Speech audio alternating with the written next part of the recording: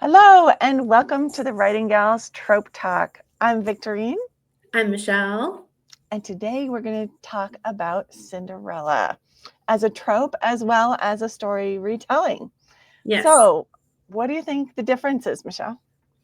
Well, I think the Cinderella trope is mostly about rags to riches of any kind, right? So, um, the storytell fairy tale retelling version of it is probably going to align a lot more to the structure of the traditional Cinderella story, which there are a lot of them. When I was in college doing, literature major stuff, we studied Cinderella stories from all over the world. Nice. And amazingly, all these cultures that didn't have a whole lot of contact with each other still had Cinderella stories that were very, very similar to each other. And so they had basic structures in common, usually had some form of a stepmother and this daughter that got her place in the family, was taken by somebody else. Some kind of tragedy meant that she was owed an inheritance or a place or some kind of benefit that was stolen by somebody else. And there, it's like the wicked stepmother is definitely like the trope character. Like the sisters were kind of hit or miss, but the stepmother was like always there. But if you're just talking about the trope, the Cinderella trope, it's about somebody who comes from nothing into something, big and wonderful and splendorous and glamorous and that sort of thing. Like there's a boxing movie called The Cinderella Man, which is basically just like the underdog story. So I think Cinderella as a trope is pretty much like the underdog in a lot of ways too. Yeah. How about you? So, yeah, I agree with you. I think the trope itself is trying to come from the place of where you are way down here in bad luck and all of that, and then your luck rises, and then often you have a major problem, like when the clock strikes, Yeah. and you fall back down, and then you have to rise back up again at the end. So it's Yeah. kind of the map of the storytelling of a Cinderella story. So one of the first Cinderella stories I ever read, besides Cinderella, I guess, was this book called Daddy Longlegs. Have you ever heard of it? I've heard of it, but I haven't read it. It's kind of a classic, but like looking back on it, it's kind of interesting because it's definitely major age gap thing going Mm. on. Fred Astaire actually made a Daddy Longlegs movie, if that tells you how old that movie. This is from back in the day when my mom just didn't have enough reading material around and I was desperate and I ran out of cereal boxes and just like read anything she had, and this is one of those books, and I actually really liked it. But it was this girl who was an orphan and didn't have any expectations in life. Like everything had happened tragic and she ended up with nobody to take care of her, nobody to support her, and she ended up like just on her own in the world, very, very young. And then some wealthy benefactor came in and paid for her to go to school. And during those years, she would write stories to him to thank him and like tell him how she was doing. And she called him Daddy Longlegs because the only time she ever saw him was his shadow on the wall. And the shadow had stretched his legs out really, really long. Ah. Um, and spoiler, because I know you're all rushing out to read the story now. At the end of it, when she's grown up, they end up like getting married and stuff. Oh, So nice. it's like crazy in that way.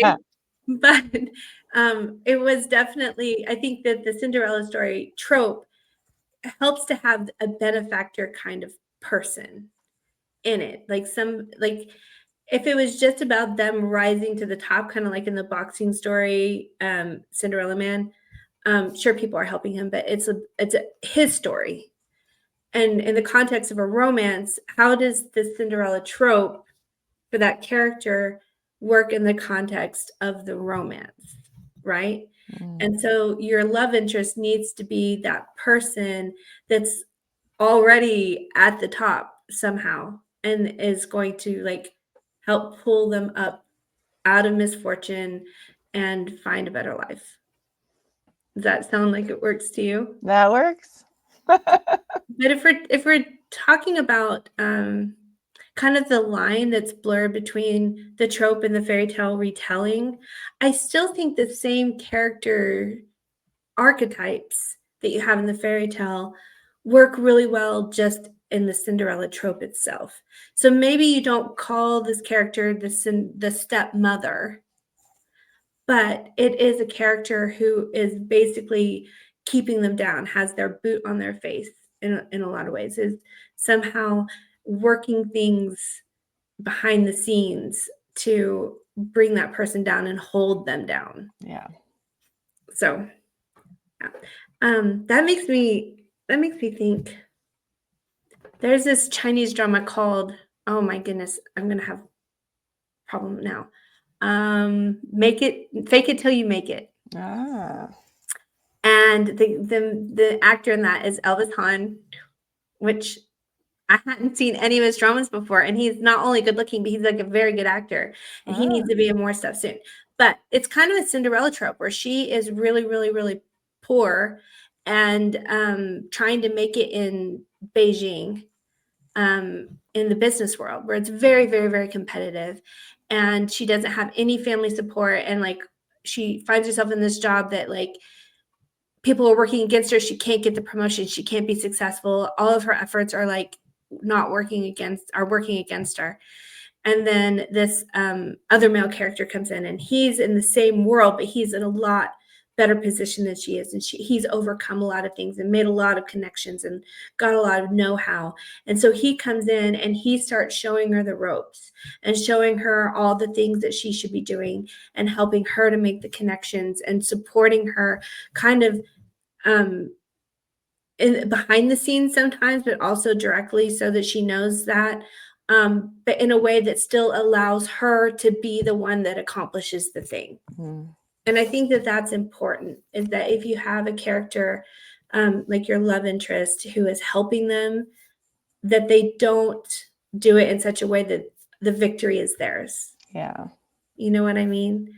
We want to see our Cinderella character arrive at the end in all the glory of success and victory due to their own merit. Yeah. Pulling up her own bootstraps and doing something herself rather than someone else saving her.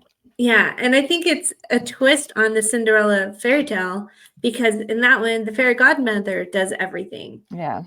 So to speak. And it goes back to Cinderella being like kind-hearted and doing the right thing and having good character and like all these good things, which I think are very important. And I've taught a whole class on strong women characters and how we don't give enough merit or enough focus on women who are strong for other reasons than like physical strength or having strong personalities. That it's like your integrity, your resilience, your intelligence, all of those really strong characters that make you strong as well. Mhm. And I do think Cinderella is strong in those ways. Yeah. But as you're talking about her being able to like find success, the fairy godmother does like play a big part in the fairy tale. And I think that that is kind of the role of the love interest in the Cinderella trope. What do you think? Yeah, I think you're right. He's the prince, but usually there also needs to be a fairy godmother, and it can be him, and it could be, I guess, somebody else too. Yeah. But don't call him the fairy godmother necessarily.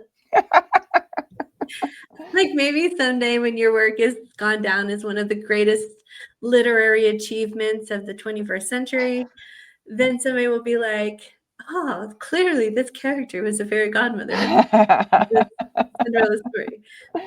But you could definitely take that archetype and what that character's role is and plug it into your romance. Yeah. I kind of want to like do that now. Like, yeah. So have you written a Cinderella retelling? Oh, goodness. let me just shuffle through all of my stories. Um, so the closest I've got is, I think, I've got a young adult novel that I co-wrote with Cookie O'Gorman called The Bad Boy's Good Girl. Mm. And she is a poor student who the bad boy character did something really, really horrendous to and made her mother lose her like reputation as a business person and like all these things. And his parents were really mad. And so they supported her to go to this elite private school that he attended. So they paid for her education. So she was down and out, very broke, all this sort of stuff. But his family paid for her to go to this private school where all of the elites go to. And so while she's there, she has to deal with all of the, she's a social outcast. Everybody knows she's there on scholarship, that she, comes from a poor single mom, like all these things.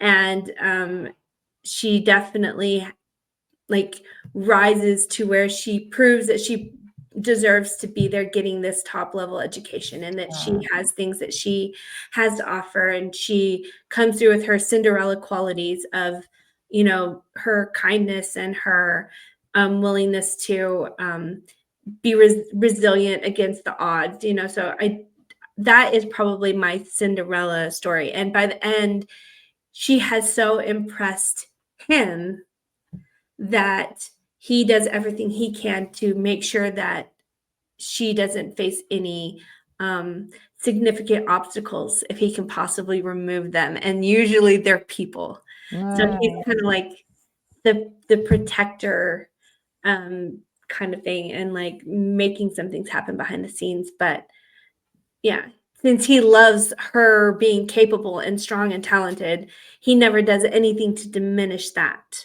Yeah. from her. So I absolutely love that. So that's fun. How Nice. about you? Yes, I actually wrote a real Cinderella retelling called Isabella and the Slipper, Oh yeah, I and remember. that's one of my favorite stories that I've ever written. It came the fastest to me, so I wrote it in like 30 days. I don't usually write very fast, That was fun. but that was really fun. Yep. It's a great trope. Classic. I mean, as classic as you can get in a lot of ways. And definitely is something that we all love to have a character that we can root for. And I think it's really important to have them be somebody that we see they're good and we see what they deserve.